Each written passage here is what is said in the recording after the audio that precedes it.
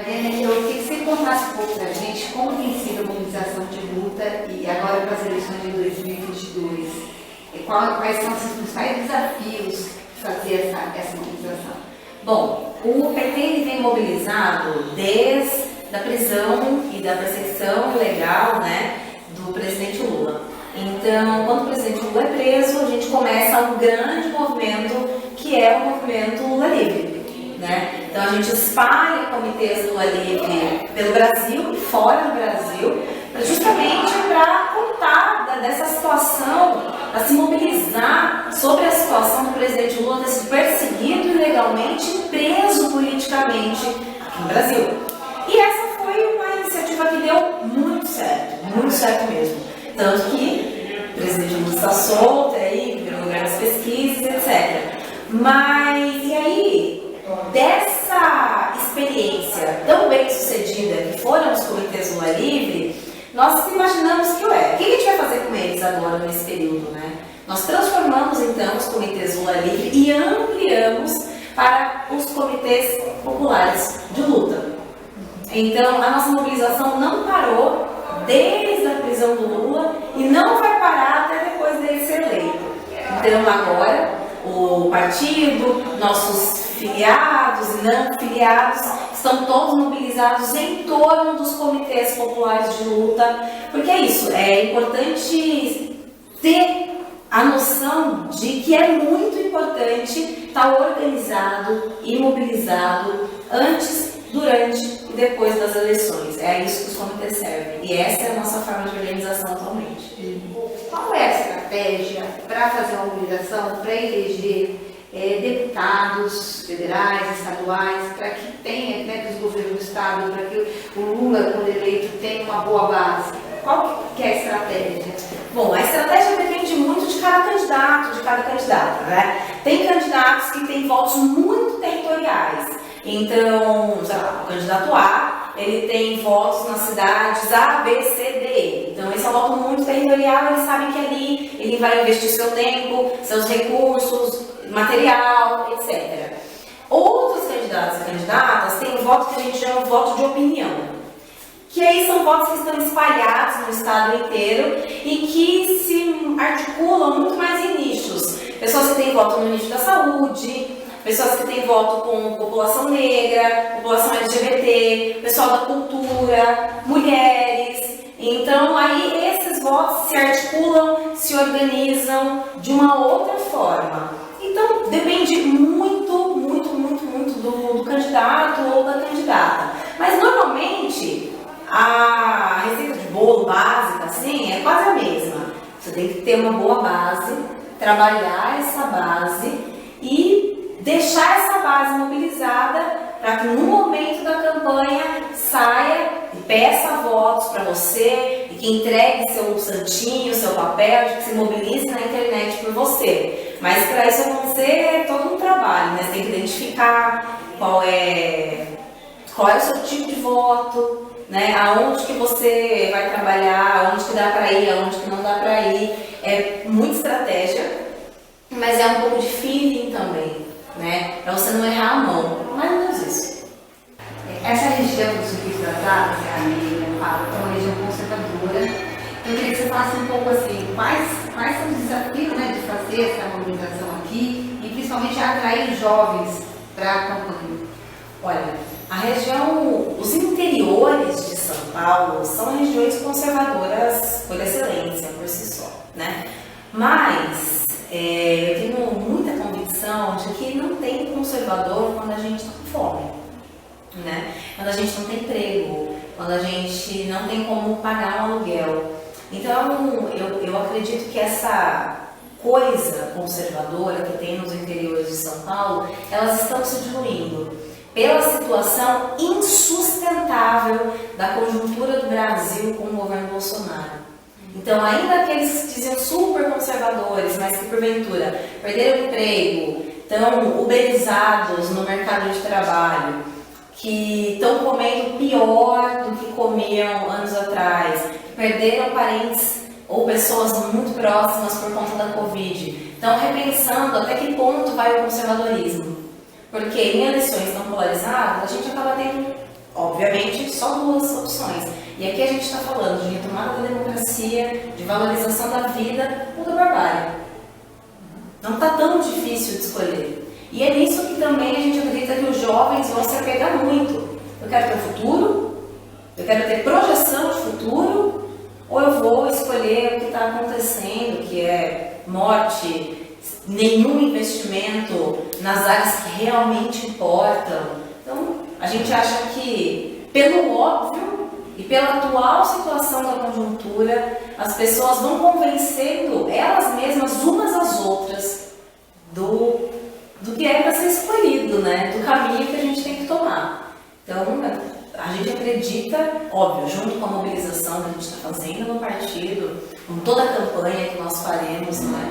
O presidente Lula, para dar de governador e para as nossas candidaturas de deputados e deputadas e o candidato que for ao Senado, que a mobilização, a conjuntura vai ser um grande fator de mobilização e de convencimento. Maria, o Datafolha tem mostrado assim, um avanço do Lula até com relação a Bolsonaro. Você acha que isso significa que vem uma onda aí com mais força? Você, como secretária de mobilização, você acha que isso indica que daqui para frente vai haver esse movimento? Olha, o Datafolha ele indica algo que a gente tem falado há algum tempo, né? De que na hora do aperto o brasileiro tem memória. E na memória recente da grande massa, da grande maioria dos brasileiros, qual foi o tempo onde eles puderam ter uma condição, uma qualidade de vida melhor? Os governos Lula. Então o Datafolha aponta exatamente aquilo que nós apontamos no nosso documento, que a gente precisa reconstruir o Brasil. E só dá para confiar em construção desse país de quem já construiu ele anteriormente. Construímos em 2 governos Lula e 1 governo e meio da presidenta Dilma. Então, é isso. A Datafolha mostra que o brasileiro tem memória e está começando a acessar essa memória. Então, eu acho que sim. Eu acredito que a gente vai ter uma grande onda vermelha em todos os estados do nosso país para eleger Lula, para eleger os nossos governadores que nós iremos apoiar, para fazer uma grande bancada. Porque o brasileiro tem memória e na memória recente, mais afetiva deles, né, o período de menos dor, de menos sofrimento, de mais prosperidade para a grande maioria dos brasileiros foram os nossos governos. Mariana, qual é a sua perspectiva com relação à participação das mulheres nessa eleição de 2022? Você acha que vai haver um crescimento em relação a 2018? E quais serão ainda assim a dificuldade de ampliar essa participação feminina? Bom, as mulheres elas são mais da metade do eleitorado brasileiro, porque nós somos mais da metade da população brasileira. Então, o que a gente vê há muitos anos é uma grande disparidade. Como que a grande maioria das pessoas brasileiras não vota ou não se vê representada no Congresso Nacional, que é o espaço, em tese, né, de maior representação da sociedade brasileira. Então, ao longo dos anos, né, nós, enquanto partido, temos trabalhado de diversos mecanismos para que a gente aumente a participação das mulheres na política, tanto na nossa política partidária interna, quanto na política eleitoral, que são 2 coisas diferentes, mas que uma ajuda a outra intimamente. Então, aumentando a participação das mulheres no nosso partido, na vida interna do nosso partido, a gente automaticamente aumenta a participação das mulheres nas eleições. Tanto daquelas que compreendem que precisam votar em mulher, e não qualquer mulher, mas mulheres que estejam comprometidas com o nosso projeto político, quanto daquelas que se sentem preparadas e dispostas para disputar. A gente tem aumentado progressivamente, as eleições de 2018 indicaram isso, a de 2020 escancararam isso, e agora em 2022 a gente está muito confiante de que a gente vai aumentar sim a representação das mulheres no Congresso e na Assembleia Legislativa, em todas. De 2016 para cá, depois do golpe, e com a eleição do Bolsonaro, quais seriam os retrocessos que ocorreram com relação às mulheres? Se é que ocorreram, não ocorreram, né? Quais deles seriam? Olha, eu poderia destacar aqui inúmeros, mas eu acho que o mais simbólico de todos foi assim que Dilma, né, sofreu o golpe, foi afastada das suas funções, o primeiro ministério que foi fechado foi o Ministério da Mulher. E isso, para mim, Mariana, foi muito simbólico, porque no dia que a presidenta Dilma é afastada, as mulheres de todos os movimentos sociais e partidos estavam na conferência, na 4ª Conferência Nacional de Política para as Mulheres em Brasília. Nós começamos a conferência com o Ministério e com a presidenta e encerramos a conferência sem presidenta, sem Ministério. Então, esse desmonte, ter sido o primeiro a acontecer, para mim foi muito simbólico.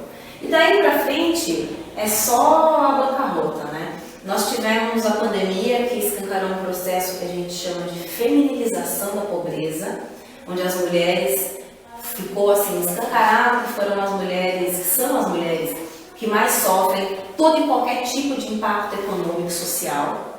Então foram as que primeiro perderam os empregos, foram as que ficaram em casa, trancafiadas, não pela pandemia, mas porque tinham que cuidar de filho, de neto, de sobrinho. E não à toa que a primeira pessoa que morreu no Brasil foi uma mulher negra que era diarista na casa de pessoas que foram para a Europa, voltaram contaminadas, e ela morreu.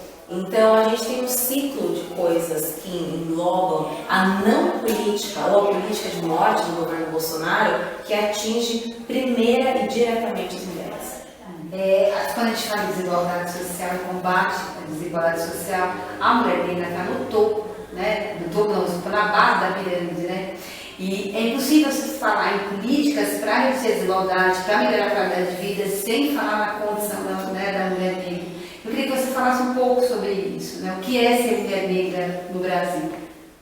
Ser mulher negra no Brasil, você bem colocou, essa é a base da base da base, a massa de pessoas que carrega toda uma estrutura, toda uma sociedade nas costas, né? Então, quando falta um leito no hospital, você pode ter certeza que lá na ponta, quem está cuidando dessa pessoa que deveria estar sendo amparada pelo Estado é uma mulher, na sua grande maioria, uma mulher negra. Quando a gente fala do aumento dos casos de feminicídio, nós estamos falando que majoritariamente as mulheres negras têm morrido mais por serem mulheres do que as mulheres brancas. Quando a gente fala de morte materna, a gente também está falando de mulheres grávidas que morrem muito mais do que mulheres brancas que estão grávidas, seja pelo motivo que for.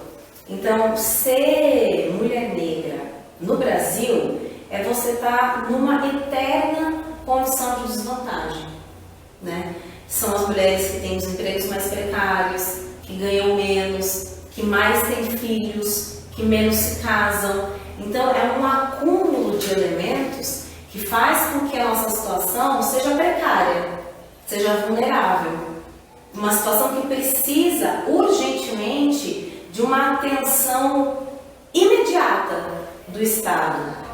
Porque não é à toa que são as mulheres negras. A gente tem um ranço escravocrata no Brasil que não se dissipa do dia para a noite. Junto desse ranço escravocrata, tem um grande problema que é o machismo que também estrutura as nossas relações, o patriarcado que estrutura as nossas relações pessoais, sociais, econômicas, culturais, políticas. Então, a mulher negra ela se vê num entreveiro que é ficar entre o machismo e entre o racismo. Numa gama de situações que é quase a totalidade de situações que a gente vive ao longo da vida. Então, o Brasil é isso. E aí a dificuldade da gente se ver representada em espaços como a política.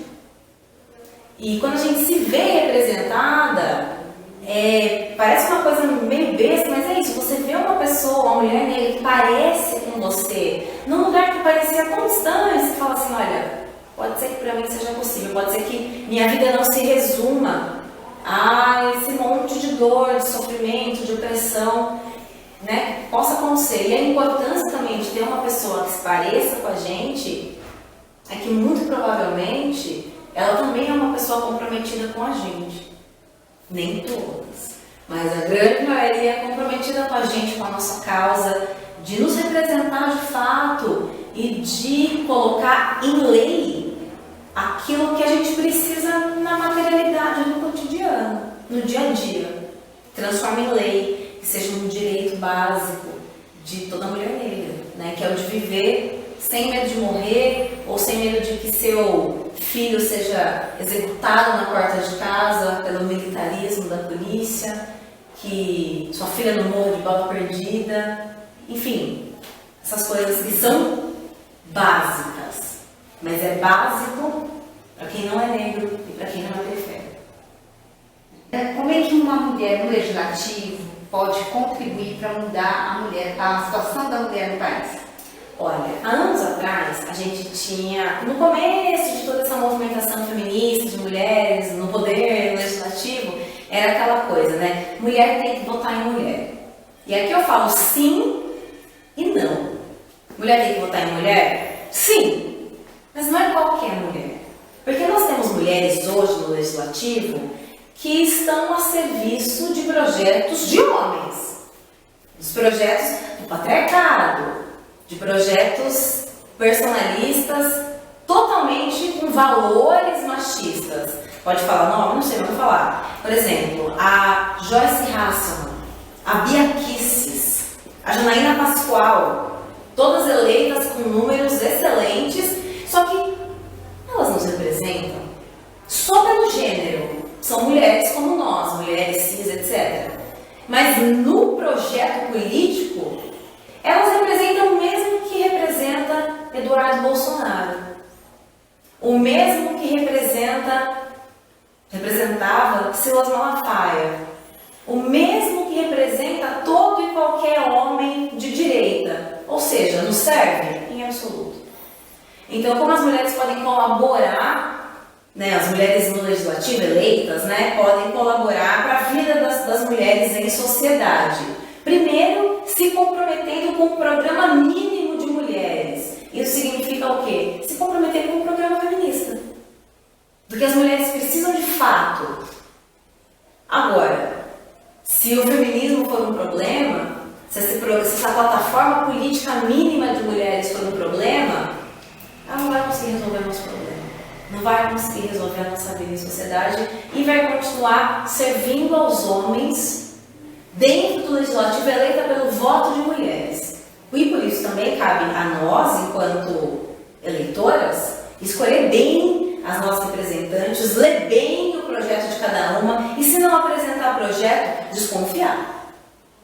Desconfiar, porque não dá para votar em mulher só porque é mulher. Tem que ter projeto para a vida das mulheres, para a emancipação, para a liberdade das mulheres